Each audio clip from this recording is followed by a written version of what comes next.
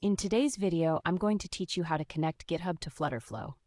If you find this useful, consider subscribing and liking the video. So let's dive right in. The first step is to open your web browser. You'll navigate to flutterflow.io, which is the main website for FlutterFlow. Once you have that loaded up, look for the Login button and go ahead and log into your account using your credentials. If you don't have an account yet, you will need to sign up first. Once you're logged in, you'll arrive at your FlutterFlow dashboard. Here, you'll see all your projects listed. Find the specific project that you want to connect to GitHub and click on it. This will take you to the project interface where you can make various modifications.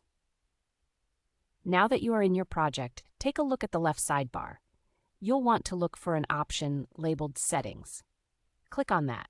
The Settings section is where you can manage various aspects of your project, including integrations. After you click on Settings, you'll need to scroll down toward the bottom of the page to find the Integrations section.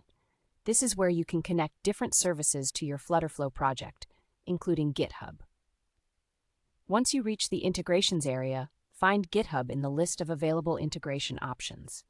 Click on it to proceed. However, before you can connect GitHub, you need to make sure you are subscribed to the appropriate plan. FlutterFlow requires a paid plan, such as Pro or Team, in order to allow for automatic integration with GitHub.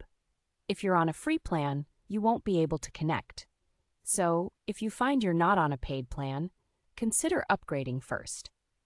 Once you've confirmed you're on the right plan, you'll have the option to connect your GitHub account. You'll typically be prompted to authorize FlutterFlow to access your GitHub repositories. Follow the on-screen instructions. This usually involves logging into your GitHub account if you're not already logged in and granting permission for FlutterFlow. After granting access, you can choose which repository you want to connect. Just select the repository from the list displayed and follow the prompts to finalize the integration. Depending on what you want to achieve, you can choose to enable various features, such as syncing your FlutterFlow project to your GitHub repository. And that's it. You have now successfully connected GitHub to your FlutterFlow project. This integration will streamline your development process and keep your codebase more organized.